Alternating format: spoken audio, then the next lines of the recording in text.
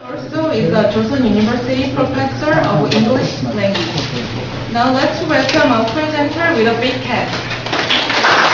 Good afternoon. I'm glad to be here this afternoon, and I thank her for my introduction. The topic is 40 years of English education, English learning, and English teaching in Korea. I'm going to sort of compare what English education was like 40 years ago with what it is today. First, a little about myself, about me. Actually, I do this in my classes, it's something similar to this in introducing myself in class. I'm originally from Berlin.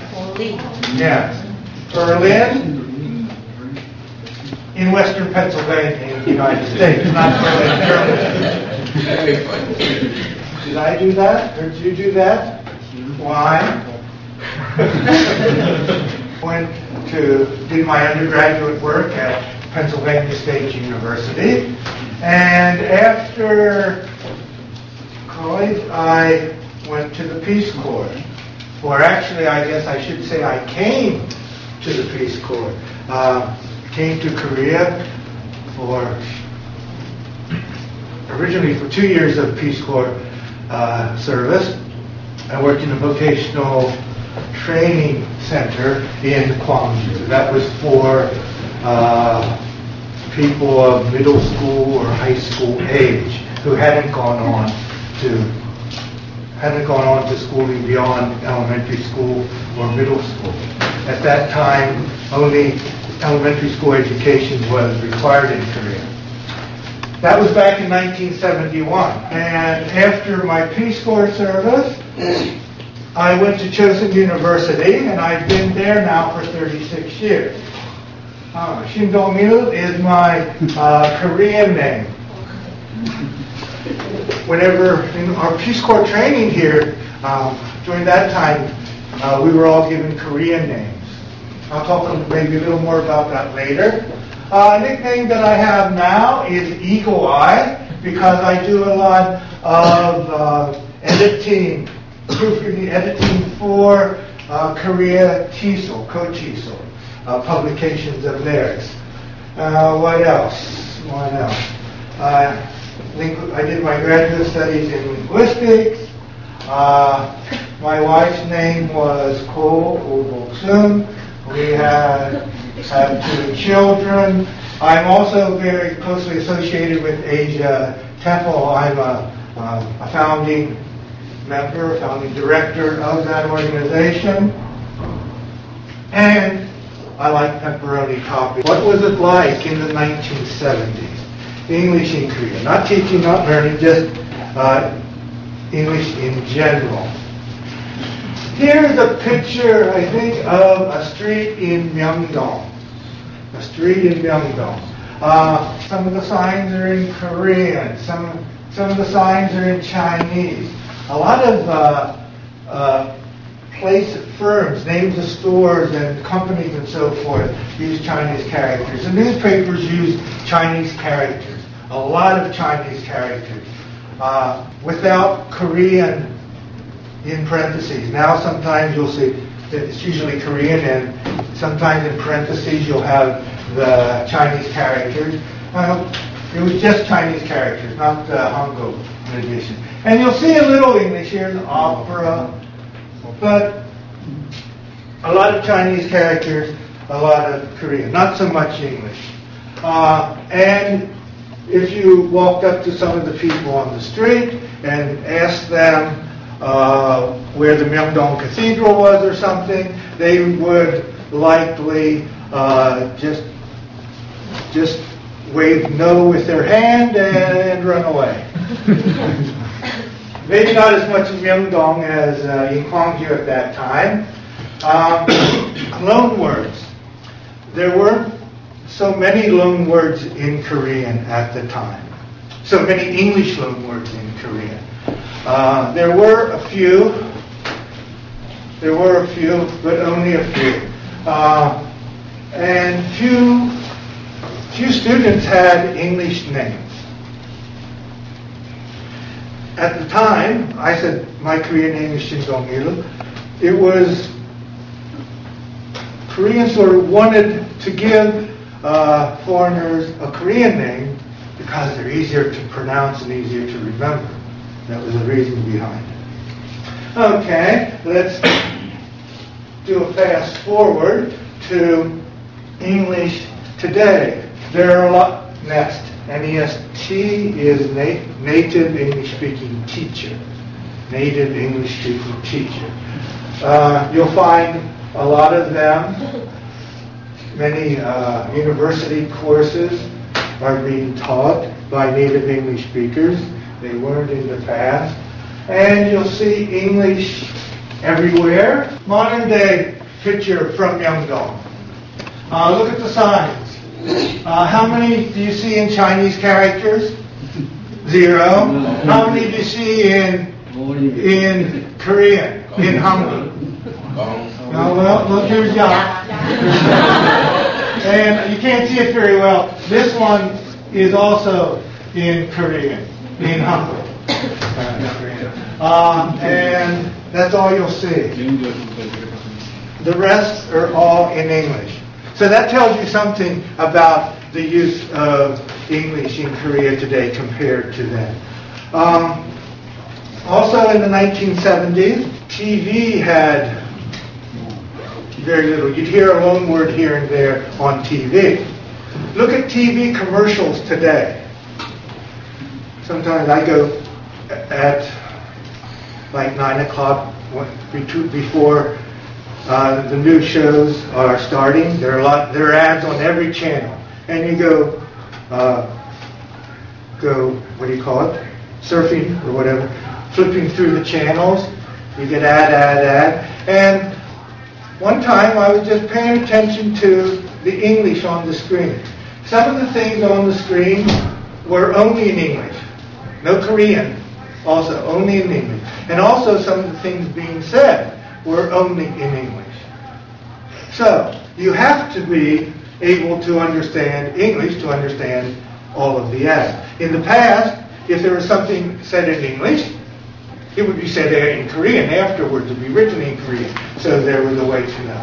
Now, you have to know English to understand all English teachers in the 1970s. How are they different than English teachers today? Well, here's a picture from about that time. Poor training, poor pronunciation skills, and poor facilities. Chalk and a blackboard and an eraser and a textbook was basically the tools that the teacher had. They had poor training. Poor training in methodology and poor training in language skills compared with today. Their pronunciation was poor. 70s was not that long after liberation and Japanese occupation. During the Japanese occupation, the latter part of the Japanese occupation, many of the teachers in the schools were Japanese. And yet they used Japanese pronunciation of English. This is a buku. This is a buku. Okay. So that pronunciation was being handed down from teacher to student, and it was very common. Japanese style pronunciation of English at that time. But even though they did not have such good teaching skills or language skills at the time, they were motivated and they were bright. The English teachers were often considered to be the brightest of teachers. Of all the high school teachers, the English teachers were thought to be the brightest because English was hard. It was the hardest subject to learn. That was the thought. And they were able. The education just was not available for them as it is today. And methods have improved, as we will see. Training at that time, training was in your years in college. And not that many of those college year courses were in language skills or in language methodology. And that was about it. Now there's a lot of in-service training. You have support through your years of teaching. Teachers' communicative skills are much better now than they used to be, much better. And their international awareness has improved.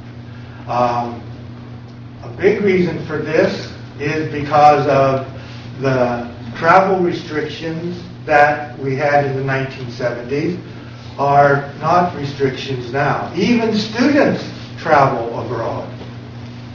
And at the university level, a lot of students travel abroad, and a lot of them travel for language training. In the 1970s, it was almost impossible to travel abroad. Diplomats could travel abroad, and the high-ranking officials of large conglomerates could travel abroad if it was something that would help the national economy. Other than that, almost no one could travel abroad.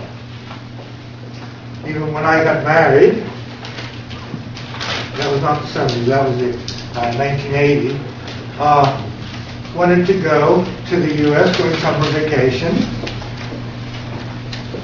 just for 1 month. And return and we go back to work. That was impossible.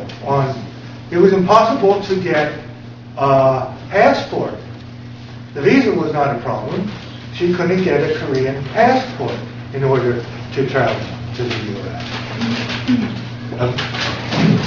Unless you're immigrating. And so that's the path we took.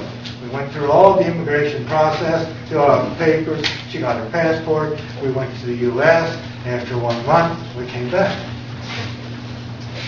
But the point is, it was very difficult to travel. Koreans did not know about the outside world. Television was not what it is today. Television was, from 12 to 9 or something was programming, and very little of it was English language programming. And there are many more opportunities for language teaching today than in the past. Language teachers were almost totally in the public school system and university system. Now there are a lot who are teaching at different types of hagwons, private institutes, and in businesses. So there are a lot more opportunities. At the university level in the 70s, my classes were mostly male. 2/3 to 3/4 of the students were male students. This was regular. Part of the reason for that was that I think in Korea in general, there were more males going on to college than females. Now, it's pretty much equal. And most of the students were not from Gwangju. I had a class of about, in each year there were about 30 students at the time, and maybe a handful at the most were from Gwangju City. The rest were from the province outside the city. Okay, Gwangju was a lot smaller 40 years ago, that's true, but still, more came from outside of the city. And now, the majority are from the city itself. The high school students, middle school students, saw very little need for learning English. They didn't see it as something they would need after school. for a career. Today, classes are much smaller. Schools are still about the same size, but the classes are smaller. And students majoring in English in university are now about 2/3 to 3/4 females instead of the opposite 40 years ago. And they have better skills entering the university. I think students in general have better skills, English skills, when they enter the university. That has steadily been an improvement. The strange thing is, though, that when English education began in 3rd grade of middle school, when those students entered university, there was no big difference to be seen.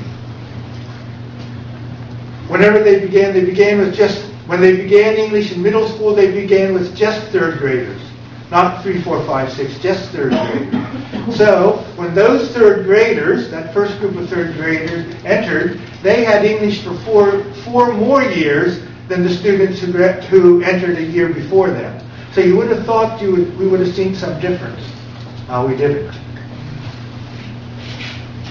Maybe that's because really the schools, the teachers, the schools were not really prepared to begin teaching English at that time. What they did is decided to do it, and then after deciding to do it, as they went along, they developed the methodology, and the teachers developed their skills, not beforehand.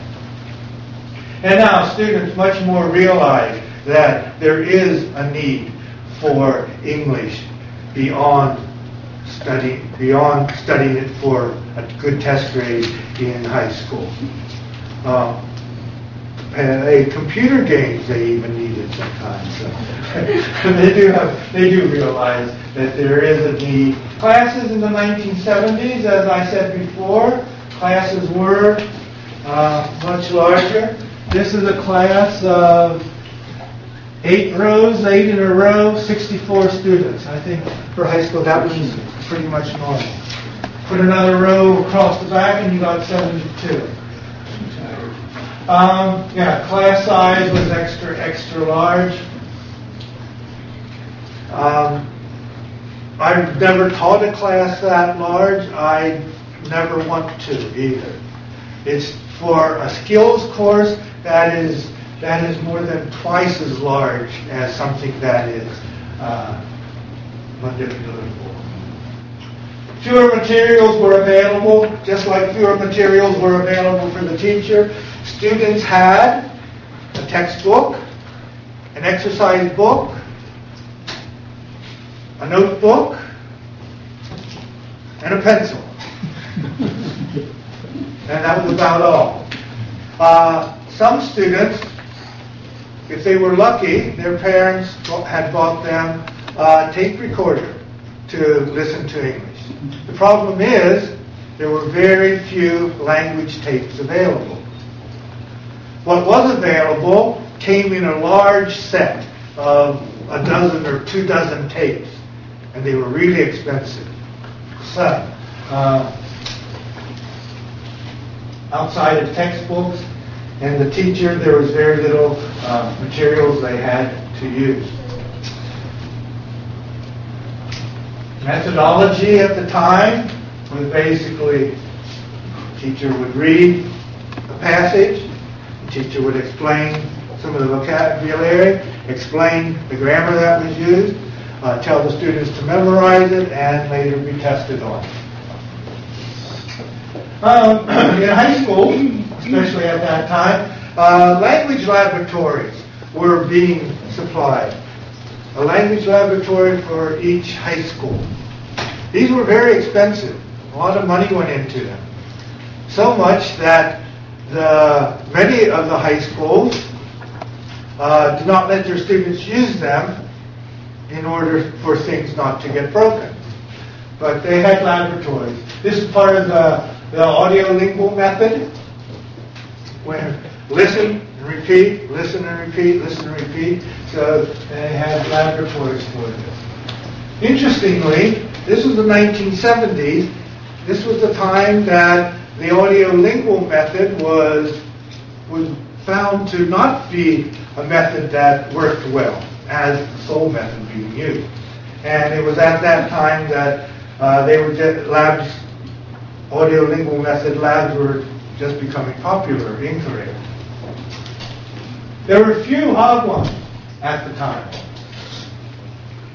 Very few language schools. I remember there was one in this building, Hyundai. Hyundai, it's not here anymore, right? Hyundai Institute was in this building, and not too far from the old City Hall, near here, there was the SDA Hagwon. And it was very popular. It was very popular. I think every 2 months they started a new course. They would begin registration at, let's say, 8 o'clock in the morning. Students would start forming a line before the sun came up, 5 o'clock or something. The first students would get there. It was very popular because it was the only institute in Gwangju that had native speakers. SDA is Seventh-day Adventist.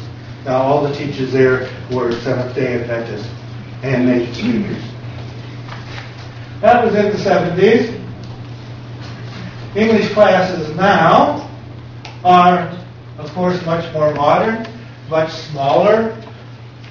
30 is a common number, 30-some is a common number for students. There are materials available are much more.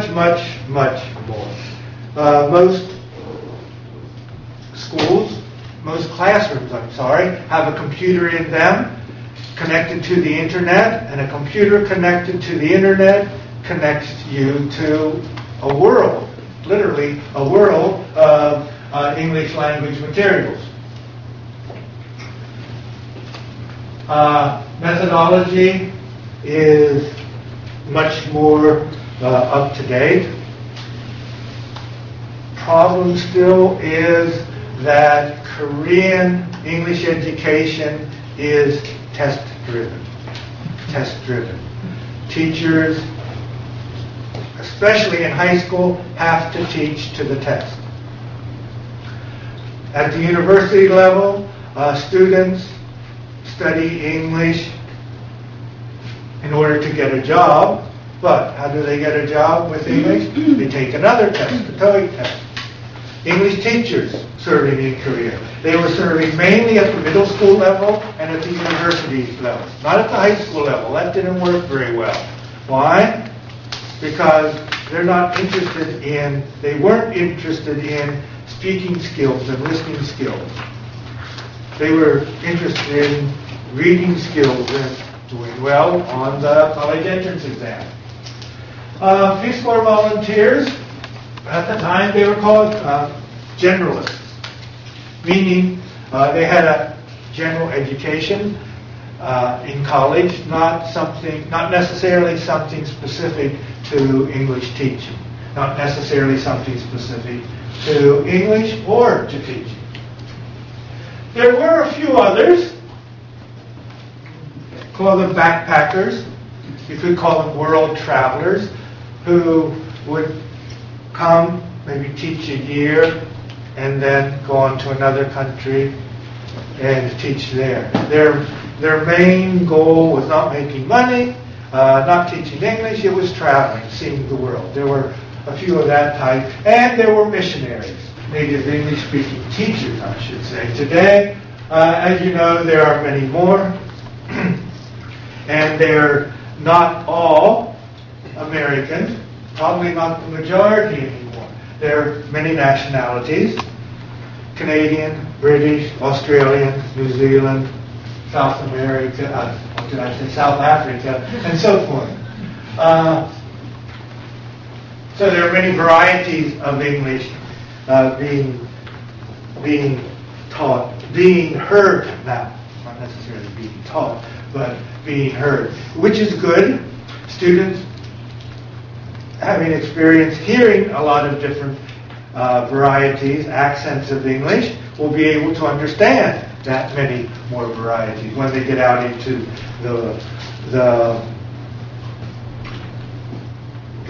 the world with a job. And probably they will have to know a lot of non-English accents, because probably most of the English speaking that they will be doing will be with a non-native speaker. A Chinese businessman, or someone from Japan, or someone from Vietnam, Philippines, or Thailand, other English speakers, non-native English speakers in this part of the world. And many more of the English teachers, native English-speaking teachers in Korea today, have some type of qualification in some of the big problems for the English learners. I think I mentioned some in the past. Materials I mentioned in the past. In the 1970s, confidence was a major problem for students. Like I said, they might run away if you walked up to someone and asked them a question. Confidence is still a problem. Confidence is still a problem. It's one of the main problems, if not the main problem, in my opinion. If students had more confidence, they would do more studying. Confidence is the main problem. Work ethic? At the high school level, it's fine. At the university level, I think it's worse than in the 1970s. In the 1970s, I think it was less than 50% of the population went on to the university. So, the students who went on were hard studiers back in high school and middle school. Today, I think about 80-some% go on to university. 80% of the student high school population go on to university. So with that change, the work ethic, I think, has not improved and maybe gotten worse. Learning strategies. Students have good strategies for studying for the test, but for learning skills, their strategies are not very good. They didn't use such strategies in high school, so at the university level, they have to learn them, and some do, some don't. Study practices at the university level, sorry to say, are not so good. They had excellent study practices in high school. They come to the university, and especially the first year, what do? What did you do? Party. The first year is a party. And then second year they're a little older and start realizing that I have to study. Autonomous learning is a problem. Learning English on their own. For non-English majors, English is still required, but what is offered at the university in their programs is only general English. That's not going to be sufficient for them to be able to operate in English. They have to study on their own. They never learned how to do that in high school or before. It was always the teacher would teach them in class, they would study afterwards. They don't know how to study English skills on their own. Yeah, that's a problem. Study abroad. Many students think that is the answer to all their problems. All they have to do is go abroad. It doesn't work that way. Study abroad means study when you go abroad, and A lot of them will forget the study part and do a lot of traveling or do a lot of drinking or both. Teaching methodology, I think I said this earlier, teaching methodology is a big problem. I think most English teachers during their high school program, they learn about the modern methodologies that are used. But in the classroom, do they use them? Not very much.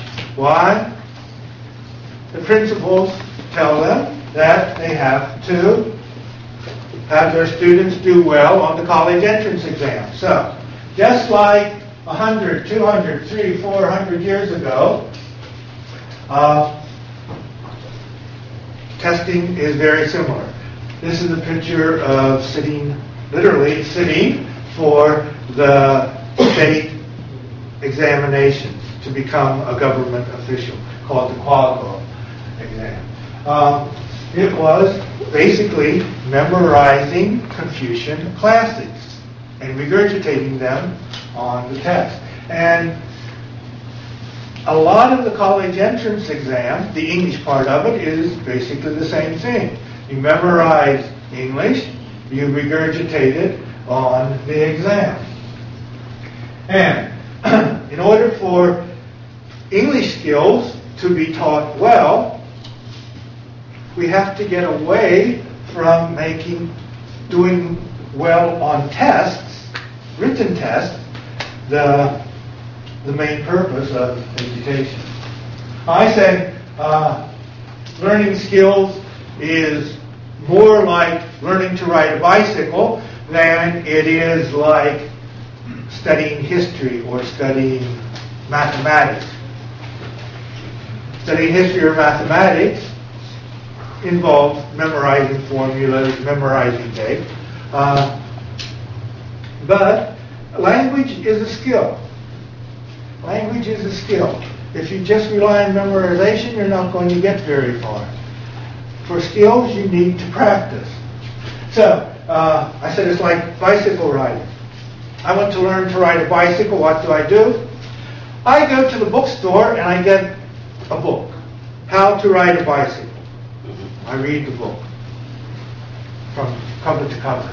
I not only read the book, and I memorize the book, chapter after chapter, cover to cover. I memorize it. And then I take a test on how to ride a bicycle. Got 100% on the test. I memorized everything in the book. Got 100% on the test. Okay. Then I go out, get on a bicycle. What happens? I fall down. And that's what's happening to many of our English learners. They're going to get on the bike and fall down because there's not that practice. So that is needed. Practice in listening, reading, and the college entrance examination is a problem. The teachers' qualifications, native speakers and non-native speakers, the skill level, I think, needs to improve, both teaching skills and language skills for the non-native speakers, and language-related skills for the native speaker. I'm referring mainly to grammar. Not knowing how to use grammar, that's okay, but explaining why we say things. Other problems, administrators at all levels, from the Ministry of Education, Science and Technology, math. At that level, all the way down to the small language school, Hagwon level, often the administrators have not been educated in language teaching or a related area, and they have no experience in language teaching, and they're the ones making the decisions on how English is taught.